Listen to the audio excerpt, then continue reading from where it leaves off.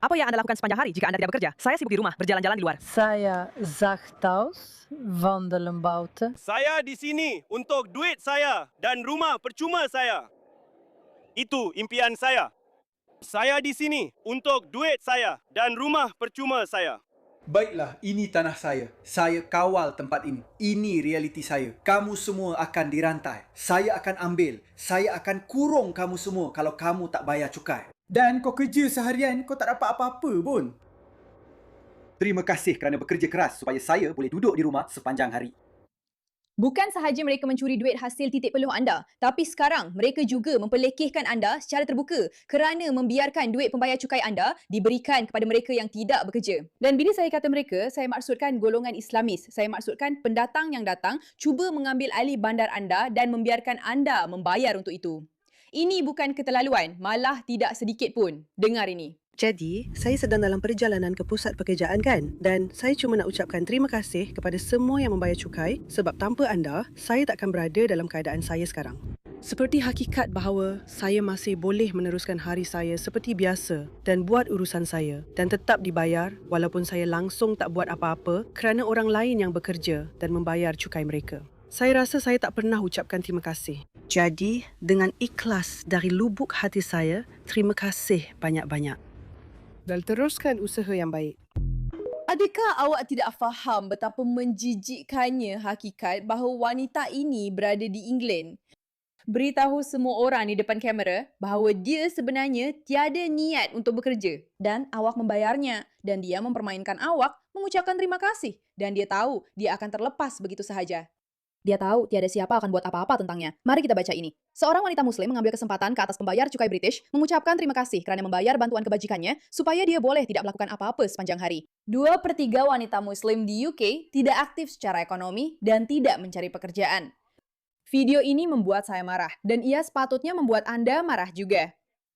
Bukan satu cerita sahaja, tetapi salah satu daripada banyak kisah di seluruh Eropah. Migran Arab ini tinggal di Poland, menjadi tular kerana mengejek rakyat Poland yang membayar bil-bilnya. Dalam video itu, dia secara sinis memberitahu rakyat Poland supaya bekerja 12 hingga 14 jam sehari, supaya dia boleh hidup selesa dengan kebajikan dan bantuan kerajaan Poland di Poland. Ini adalah mekanisme yang sama yang disalahgunakan oleh migran di Prancis, Britain, Jerman, dan Sweden akibat dasar imigrasi terbuka dan kemasukan besar-besaran. Saya ada semua maklumat itu. Kamu bekerja 12 hingga 14 jam sehari, dan saya berehat. Dia seorang jurulatih kecergasan dan seorang Islamis yang mempermainkan pembayar cukai Poland yang membayar bilnya.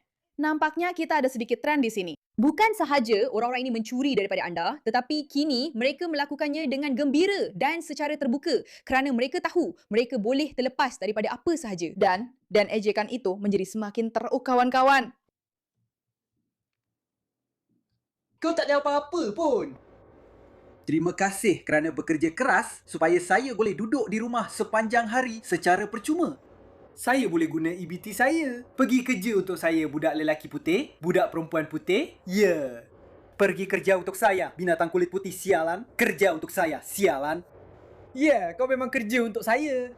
Dan kerajaan East ialah mereka yang kerja untuk saya. Kamu semua kerja untuk saya. Sekarang, pergi kerja.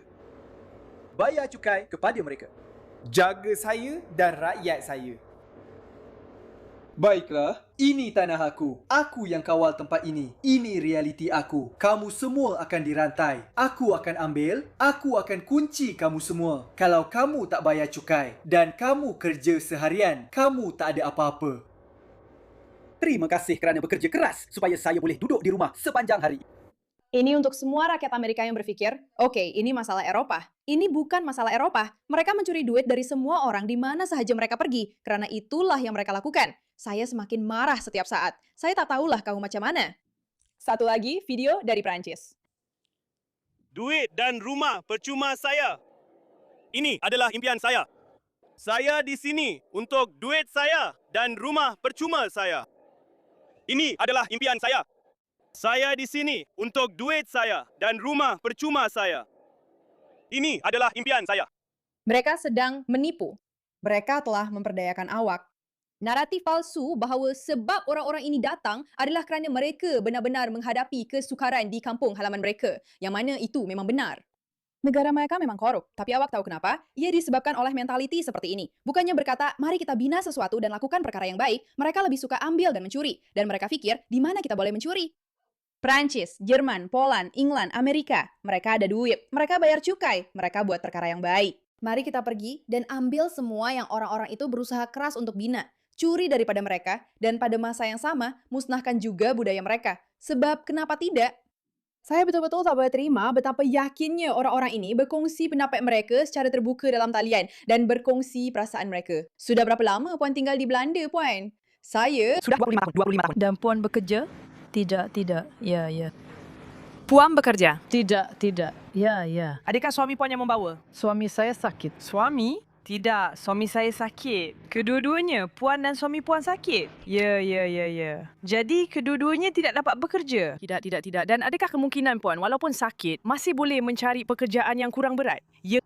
Suami saya dulu ingin belajar, tapi tidak berjaya. Disebabkan oleh penyakit itu? Ya. Ya. Dan belajar bahasa, susah tak? Agak susah. Apa yang anda buat sepanjang hari kalau tak bekerja? Saya sibuk di rumah, berjalan-jalan di luar. Berapa lama? Saya zag thuis, wandelen buiten. Saya bekerja di luar. Itulah yang saya lakukan. Sementara kamu semua membayar untuk duit saya. Kamu semua masih ingat video yang kita tonton tadi? Percuma. Saya boleh guna EBT saya. Pergi kerja untuk saya, budak lelaki putih, budak perempuan putih. Ya, pergi kerja untuk saya, haiwan putih sialan. Kerja untuk saya. Ya, kamu semua kerja untuk saya. Dan kerajaan ASEAN ialah mereka yang bekerja untuk saya. Kamu semua bekerja untuk saya. Sekarang pergi kerja. Bayar cukai kepada mereka. Jaga saya dan orang-orang saya.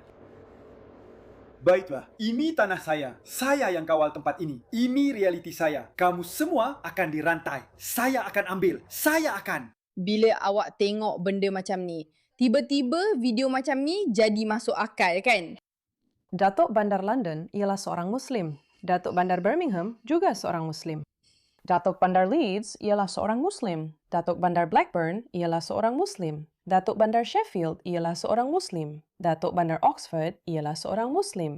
Datuk Bandar Luton ialah seorang Muslim. Datuk Bandar Oldham ialah seorang Muslim. Datuk Bandar Rochdale ialah seorang Muslim. Semua ini dicapai oleh hanya 4 juta Muslim daripada 66 juta penduduk di England. Hari ini, di England, terdapat lebih daripada 3.000 masjid.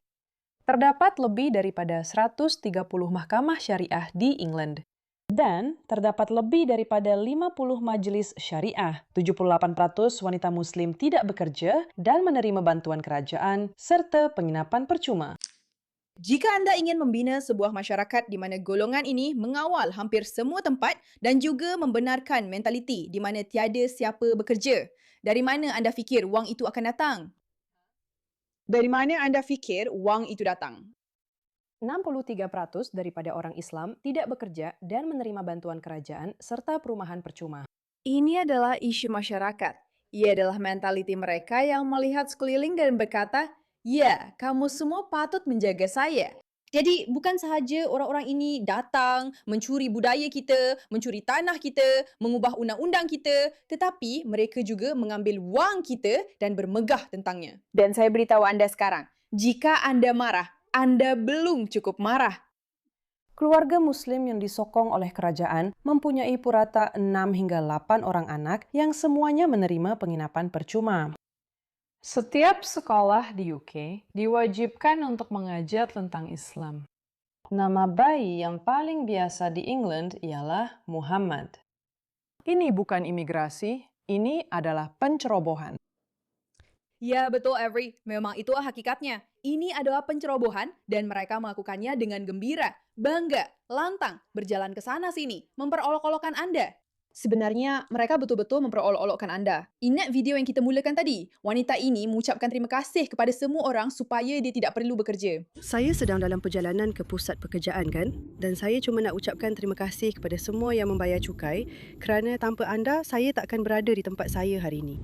Seperti hakikat bahawa saya masih boleh teruskan rutin harian saya dan uruskan hal saya sendiri serta tetap dibayar walaupun langsung tak buat apa-apa kerana orang lain yang bekerja dan membayar cukai. Saya rasa saya tak pernah ucapkan terima kasih. Jadi, dengan ikhlas dari lubuk hati saya, terima kasih banyak dan teruskan usaha yang baik. Ya, kamu semua belum cukup marah. Tak kira betapa marahnya kamu masih belum cukup marah. Ini menjijikan. Ia sangat hina. Mereka mempermainkan kita. Mereka mencuri daripada kita. Sesuatu perlu diubah. Terima kasih atas perhatian Anda terhadap perkara ini.